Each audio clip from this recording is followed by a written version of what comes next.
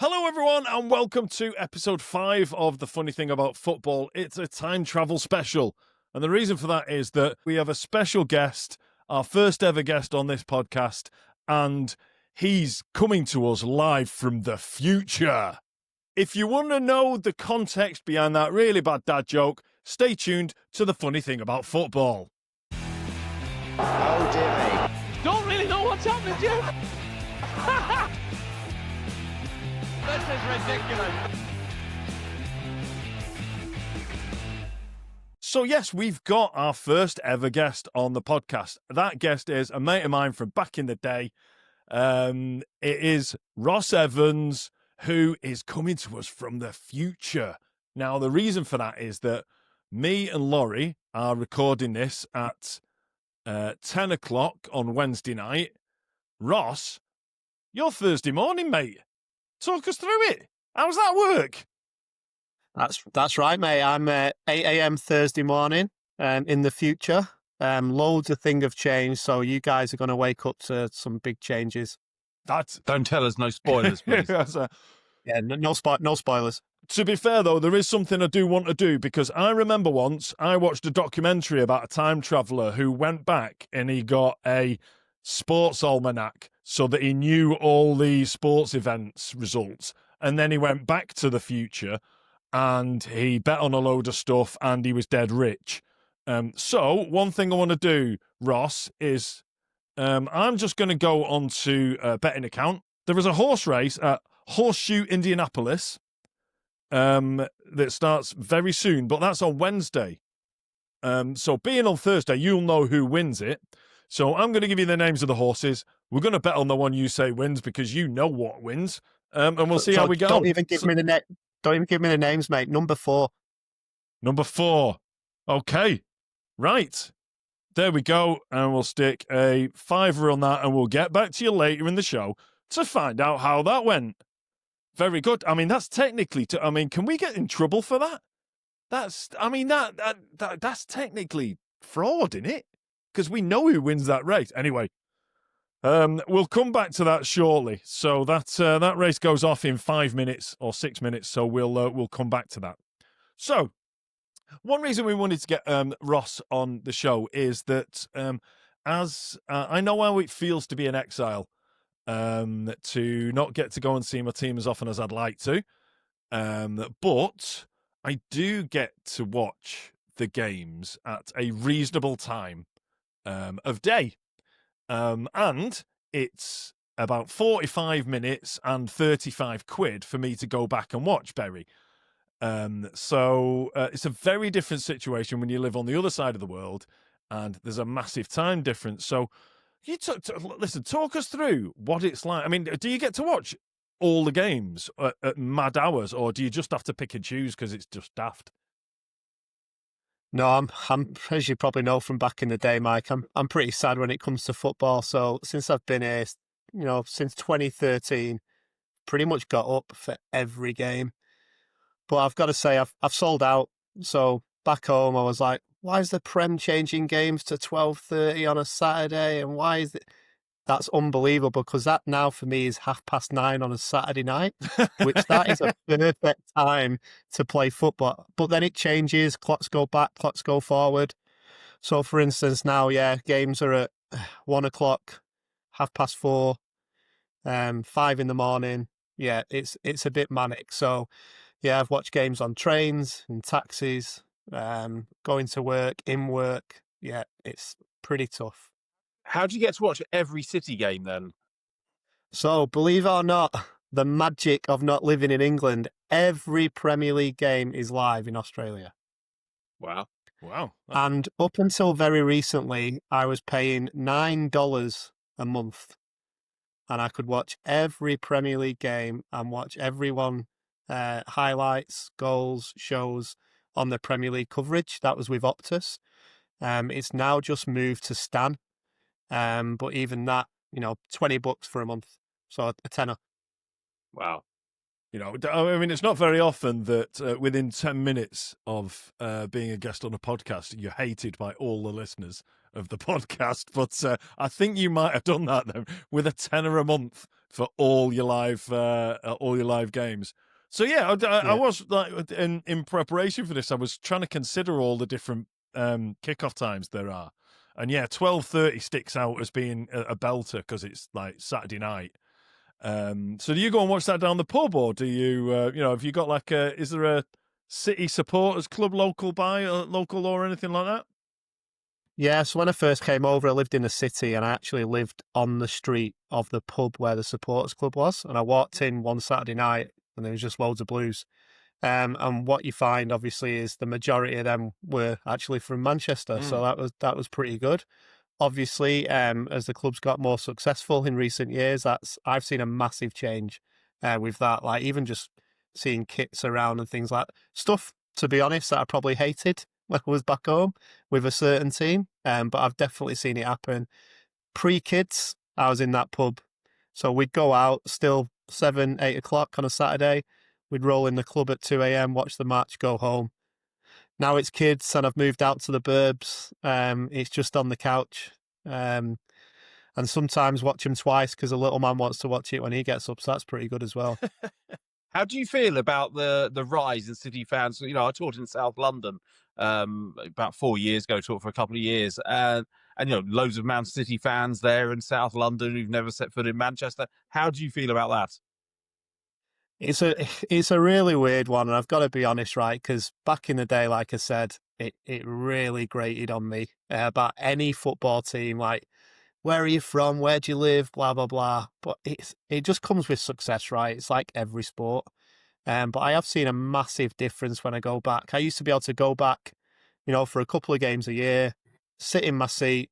Everyone around there was the guys who sat there at Main Road, been there, done it. It's all changed.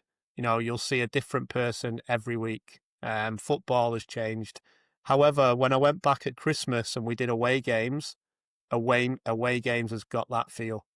So because you don't get as many tickets, it's harder to get a ticket, and it's people who genuinely want to go to wherever and spend all day traveling. It's an amazing feel. So the away games, I think, have still got that, but you go to a home game and it's very different. I remember the days of Main Road. I only mention that purely because I was there on the 14th of February 1998 when Paul Butler, a City fan, scored the only goal of a 1-0 win for Bury in the league at Man City. And there's many Bury fans who on Valentine's Day don't celebrate Valentine's Day. It is called now Paul Butler Day.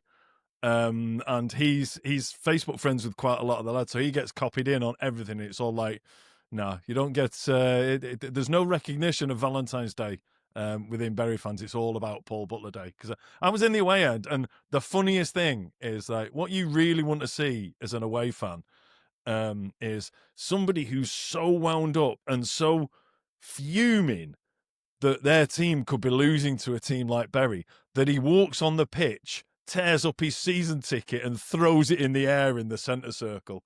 I mean, I get what he was doing, but that's just fuel to the away fans, that, isn't it? It was just a beautiful, beautiful moment.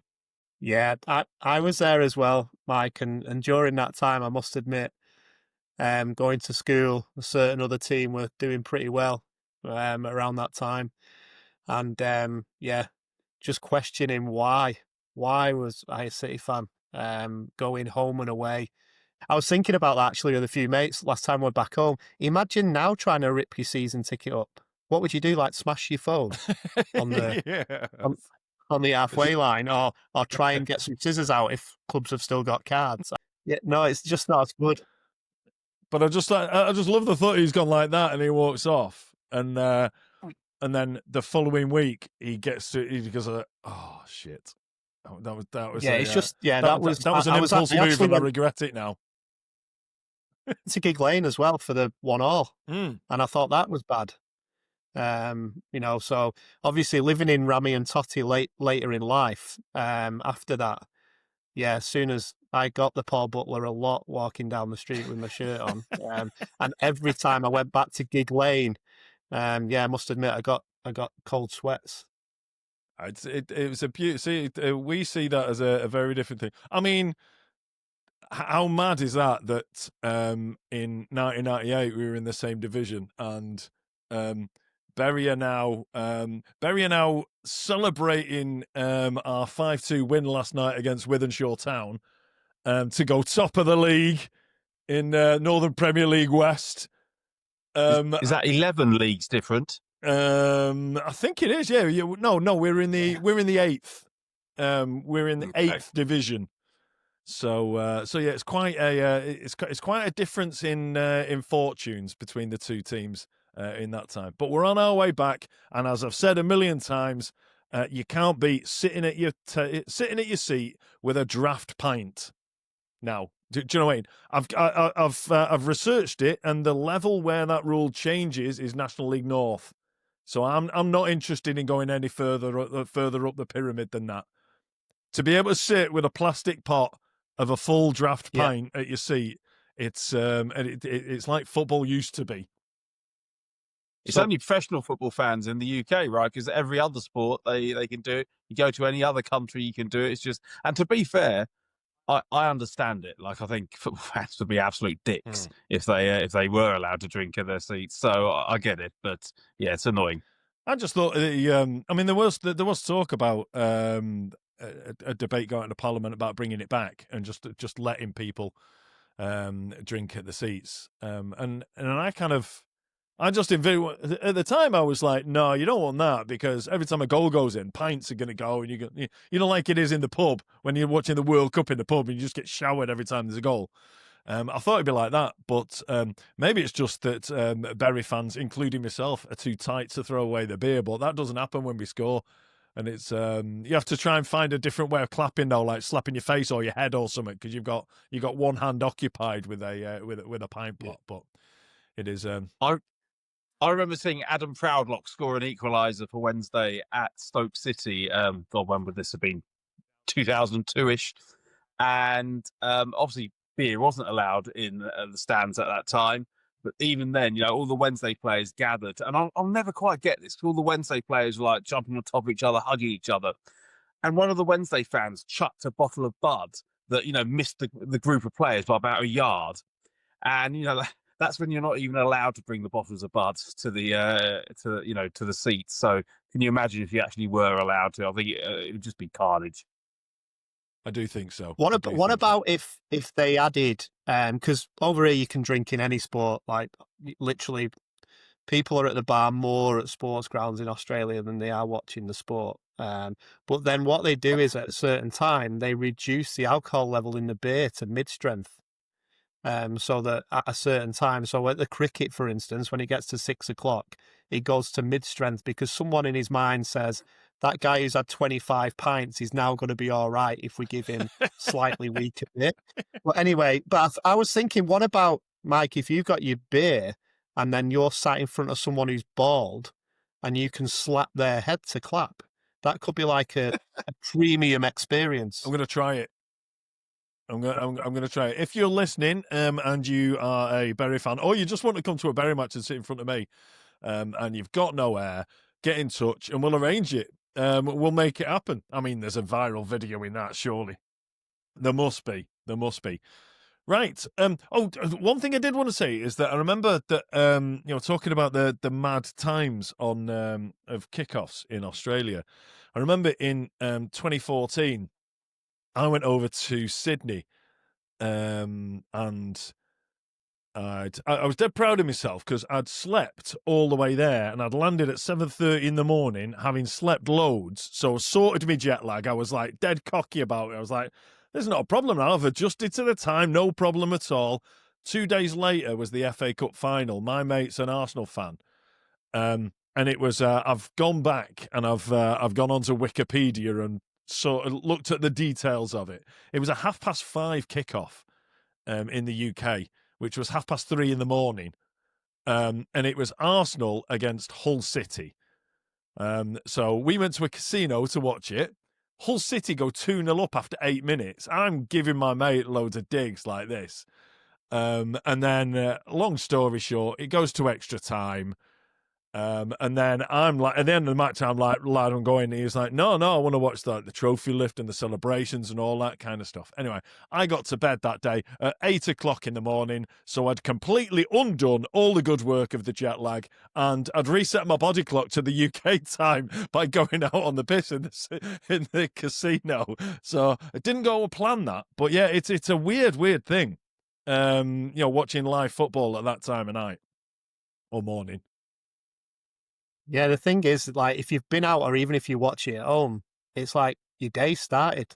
So you've ended up being, I mean, if you get up as well for a big game and you want to see like the pre-game, so you watch the hour before as well, if you're really keen, then you watch the game. Then if it's like a cup game as well and it goes to extra time or pens, you can be like, oh my God, like, what is the damn late for work if it's in the midweek?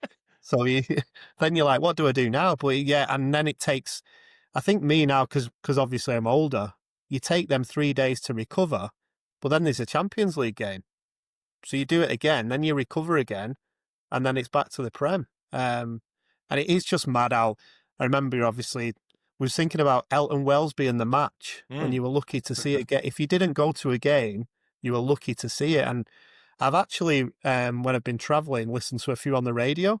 And it's a weird experience now, just listening on the radio again. It's so good. The commentators on the radio are so good. They need to get them back on TV because I am sick to death of. We have Jim Beglin, pretty much every City game, even if Liverpool or Everton are playing. Jim Beglin, and then someone random who's played 20 games for a club at some point.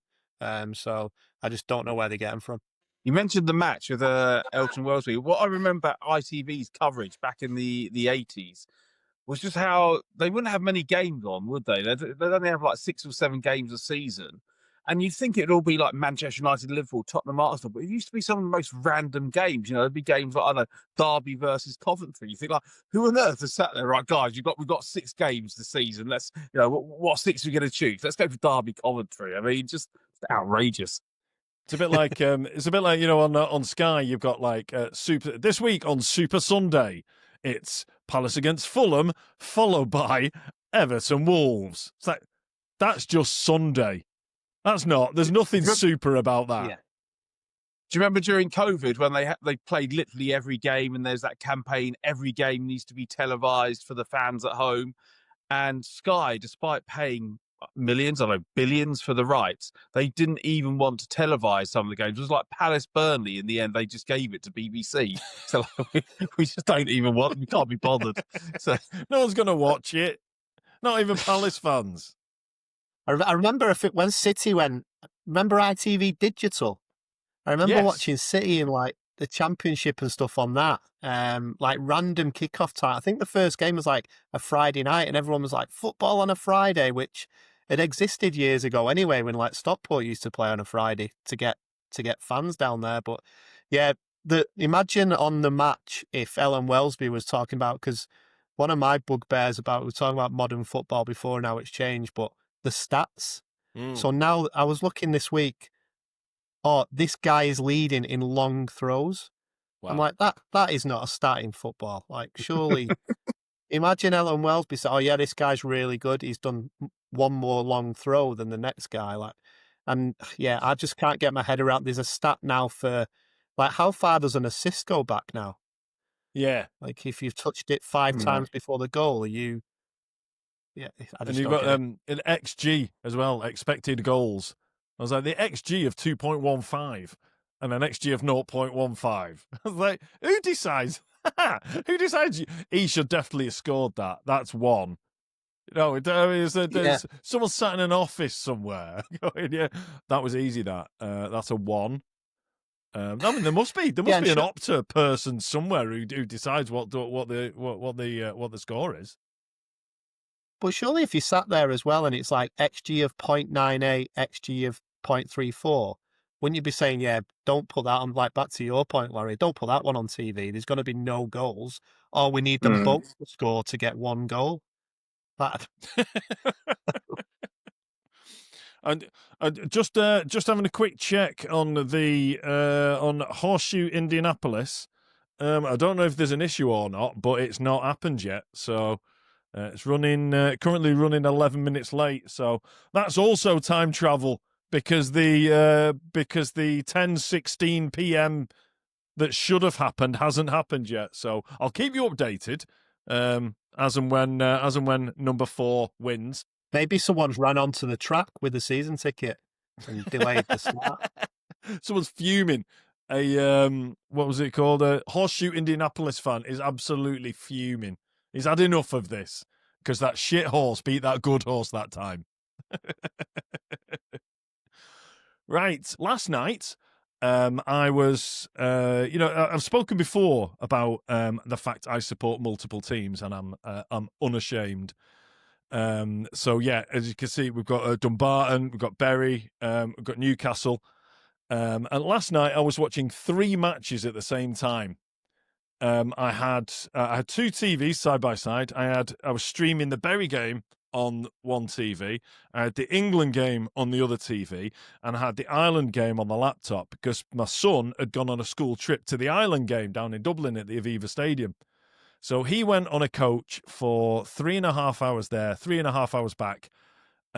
Watched a 1-0 win against Armenia in a dreadful game, apparently, whilst I was at home watching a 5-2 win for Bury on one TV and a 5-0 win for England on the other TV. So he was regretting his life choices at that stage. So the Bury and the England game, one of them surely you must have been more focused on. Which one? It was the Bury. I always have the commentary on the Bury game because I can't miss anything on it because there's no replays on the Bury game. So right. I'll always have the commentary on the Bury game, and I'll glance over at the England game. Every so often you'll see the scores changed in the England game, but you'll get 2 or 3 replays, so you can kind of... But, I mean, ultimately, when I say I was watching 3 matches at the same time, I was watching none, because it spoils it. You can't concentrate. You miss bits of each one. But yeah, I couldn't not have the England game on, and I couldn't not have the Bury game on. But that is the beauty of supporting a team at level 8 that has got a bit of money, because they've got big crowds for that level. So all the games are streamed.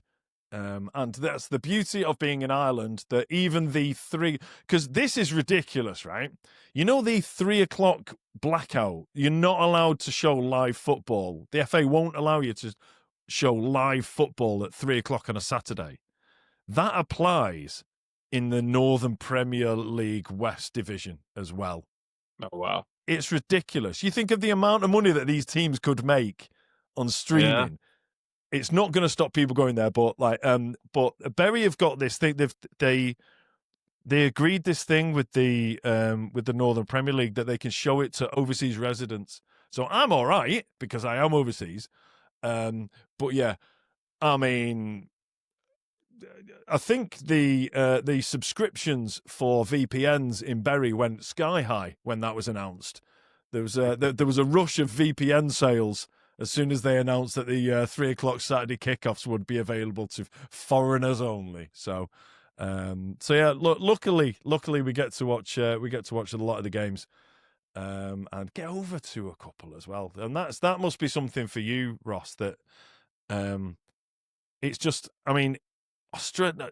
I mean, this is going to sound like the most stupid and obvious statement in the world, but Australia is so far away that it's just like, you can't just go, right, I've got tickets. Because you were back.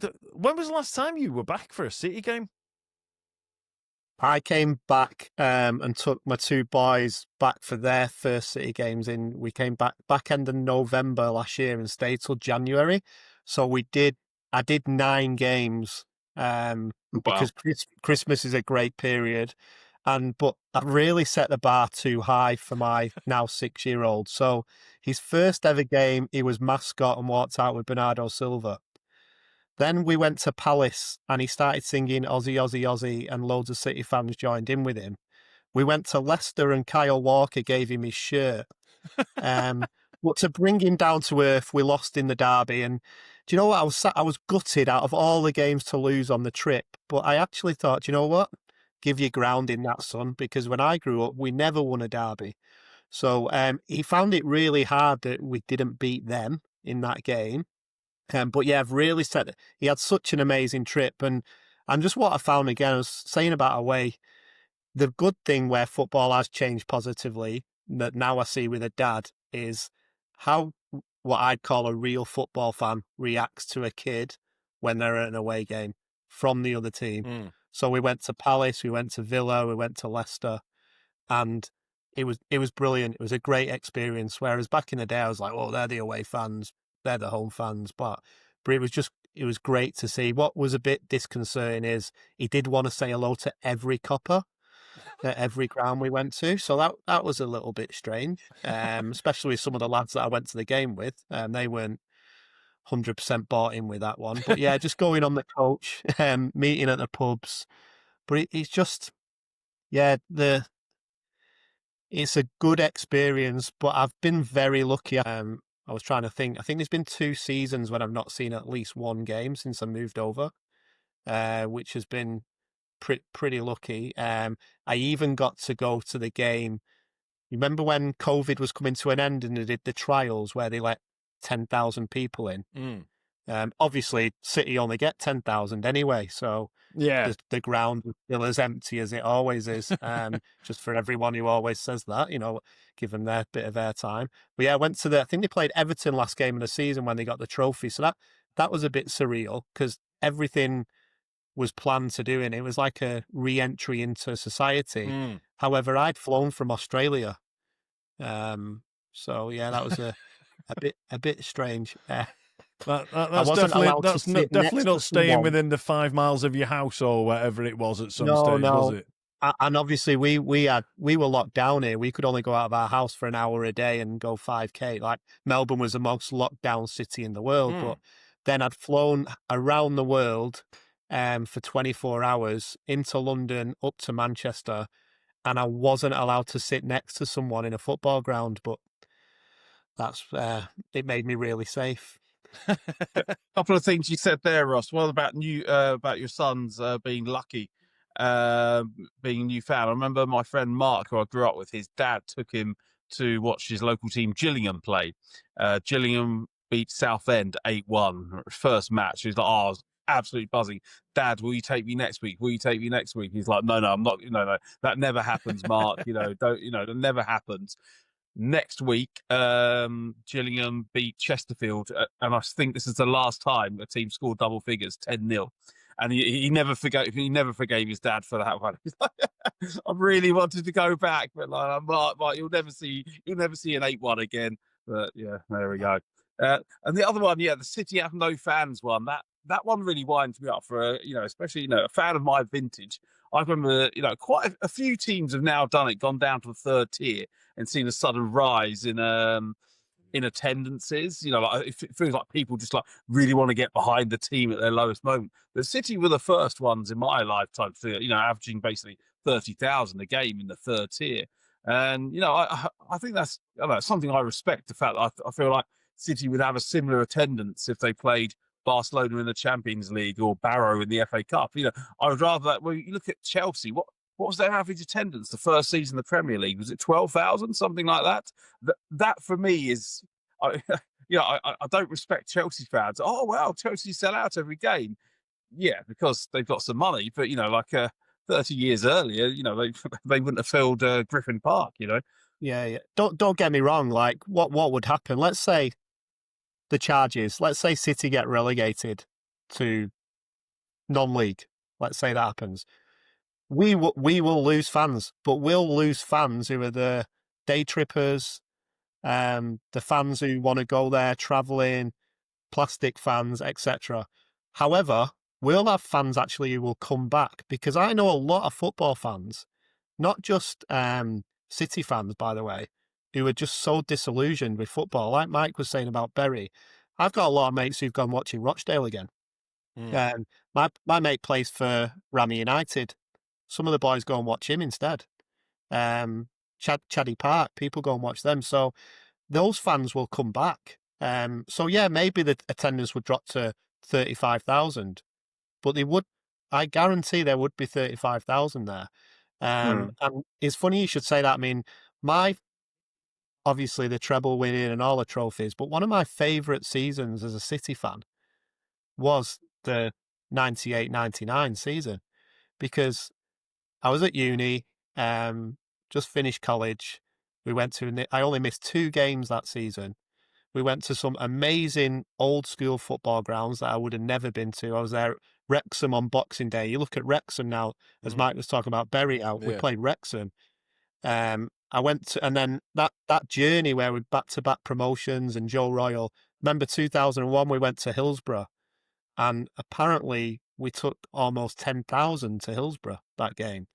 I think we won't mention the result, Laurie. It was 6-2, but and obviously the goat scored. But those games, like going to away games that year and seeing City fans in every stand, and I don't know if it's one of those myths or legends, but apparently every team that year other than City got together after a few games and said, we've got to keep them in this league, because one game against them pays for our season, with what they spend in ticket sales, with what they spend in, coming to the game for the local town. So I don't know if that's one of the myths, but it was an amazing. I think the Bury game at Main Road was sold out, wasn't it, Mike? Yeah. That was. Yeah. 35,000 people watched Paul Butler score that goal on 14th of February. You say that there's similar sort of thing with Bury now. Now Bury have gone right. We're now in the Northern Premier League West. We are getting average attendances higher than we did when we were in League Two. So we're getting 3,500 average home game now. And it was a similar sort of thing when we were in the division below. So we were in the Northwest Conference. Northwest Counties. They were, we had a points deduction. We had to replay a match. There was loads of kind of rumours that the Manchester FA, which is once you go above that, you get to the normal. That's the FA. So it went from Manchester FA. There was loads of rumours that the Manchester FA were just putting sanctions in and just trying to keep us in that division because there's teams in our division who get like 180 attendances, like 180, 200. And then Bury bring 1,200 away fans to it, and It's like you say, it's like they're taking as much because it's an away game for Bury. There'll be more beer sales and pies and all that kind of stuff, and it just like they'll get pop up bars and all that kind of stuff and make an absolute fortune. And they'll probably make more out of that one game than they do the rest of the season. So. The ultimate one for that would have been Rangers and the fourth tier of Scottish football, right? Yeah. I mean, that must have been wild. Like, you see some of those stadiums. I mean, stadium isn't the right word. Some of it's just like almost like a local field with like a railing around the pitch, right? And all of a sudden, Rangers turn up. You still get that when Celtic and Rangers go away, even in the Premier League. You'll get some teams in the Premier League that normally get like 8,000, and they'll give like Rangers and Celtic like 3/4 of the stadium. For the same reason, because they just want to cash in. But yeah, it's for most of my time. I mean, I remember Bury being in what's now the Championship for 2 or 3 seasons. But the vast majority of the 47 years I've been watching Bury, we've been shit, and we've been League Two, as it is now, or League One, and then down and up and down, and it's been rubbish. It's been soul destroying.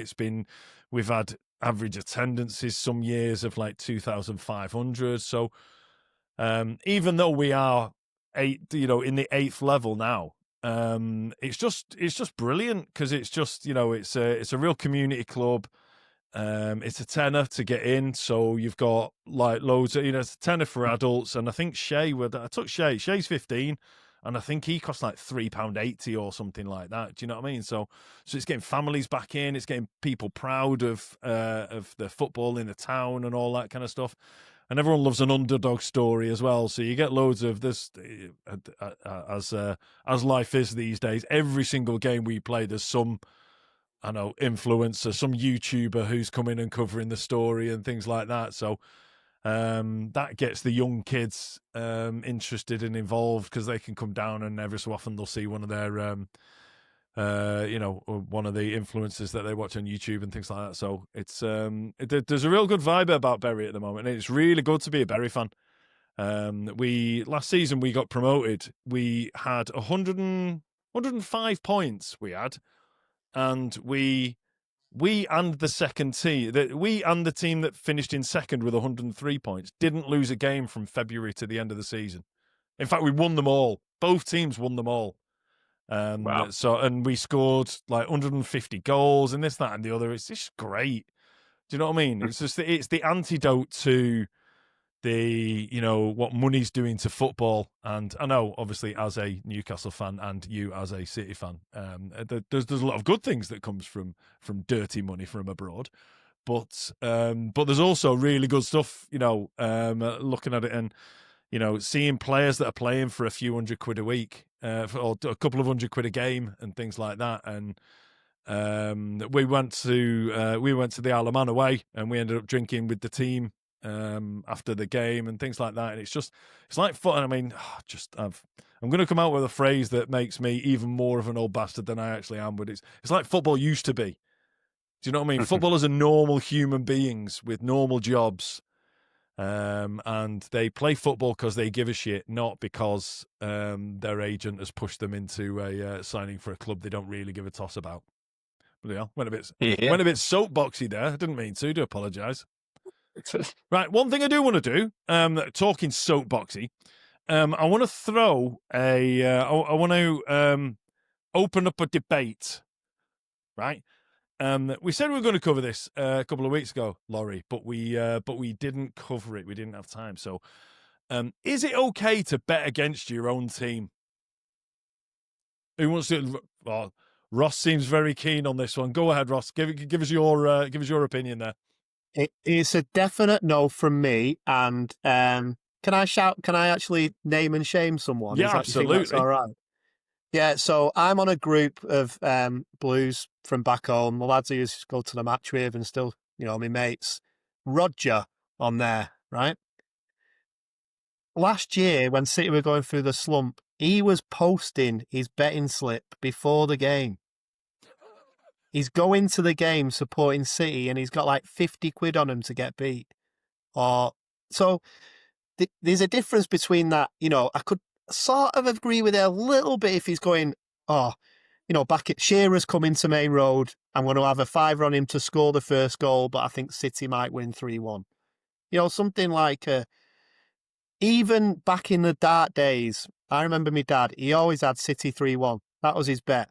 And I think the odds used to be like 40-1. I think now, like, you're lucky to get 5-3 on City 3-1. It's like, so yeah, I get that you want to make some money, but in my head, why go and support your team and like want them to lose? Like putting a bet on you, surely you want to win and this whole, well, if they lose, I still win. That's rubbish, man. That is rubbish. It shouldn't be allowed. I give him pelters every time. But I see it is creeping in a little bit more. Maybe that's because now with my club, we don't lose as much, or in the past years, we've not lost as much as we have. So the odds are bigger and it's like, oh, look at the odds. But no, there's my soapbox. I think it's bang out of order. I think if you bet against your own team, you should lose your membership or season ticket and you shouldn't be allowed to go. And they should make you wear the shirt of your rivals, walk through your local town and shout shame.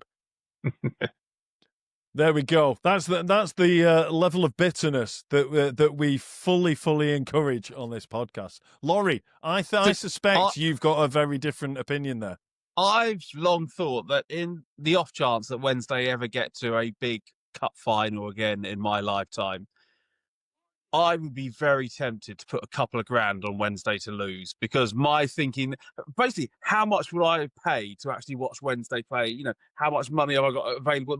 Because you know what? If I lost a couple of grand and Wednesday won the FA Cup, I wouldn't care, right? And then obviously Wednesday lose the FA Cup final, I'd be devastated. But you know what? At least, it's not going to make up for it. But at least there's a bit of money sitting in there, So I feel like I wouldn't bet against my team on a regular. I'm not going to. Wednesday are going to lose against Charlton this weekend. I'm not going to bet against them. You get shit odds. That's why. But yeah, true. But for something like a cup final, like a huge match like that, I could see putting on like one big bet on it. I could see the appeal of doing that. I like that. It's like a. I mean, I've done it myself. Do you know what I mean? It's like a. I see it as emotional insurance. I've done it myself, but I mean, I did it. I can't remember the last time I did it. We were watching. I think it was. Oh, do you know what it was? It was Newcastle against Liverpool. Don't know if you remember the match. Liverpool were 2-0 up. Newcastle had someone sent off. Anthony Gordon got sent off. Newcastle brought it back to 2-2. And it was going into the last couple of minutes. And I was like, oh, Liverpool are going to score here. They always score.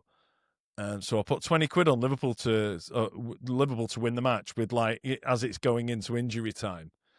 And I can't remember his name, but some toddler comes on for Liverpool and scored in the 109th minute or something like that. And do you know what? It didn't work because I was still devastated. I think I won like 100 quid or something like that. And I was like, it's just, I mean, I felt, it's difficult to say whether I would have felt better had I not put that bet on, but that was my theory. My theory was the kind of, at least I've won some money, but no, I was still sick. Anyway, talking of bets, there's a great segue that is. The results are in, and there's been some kind of mistake. Sky Bet have obviously got the result of the 22-16 Horseshoe Indianapolis race wrong, because apparently number 4 Bingo Baby did not win at 12-1. So there's something. I know why. Why. What's it? So what's happened in the 50 minutes since you've said that? Because I watched a documentary as well about this. I think someone knew that we were betting on the future. Yeah. They've gone back and took that information, and it erased what happened, and then it's happened again with a different winner. Do you know what? It's a bit like that when Mark McFly's mum starts disappearing on the photo, or is it him who starts disappearing out of the photo? It's that innit? I think that's what it is. I think somewhere somebody's got would have had a photo of Bingo Baby that started to, as we've been on this podcast, has gradually started to disappear. I don't think the horse Bingo Baby even exists anymore. No.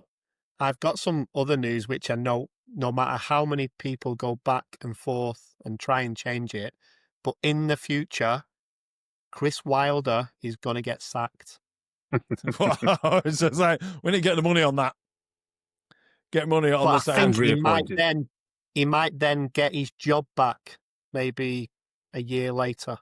I think there are four certainties in life. There's death, taxes, a manager will get sacked, and Chris Wilder will be manager of Sheffield United again at some point in the future.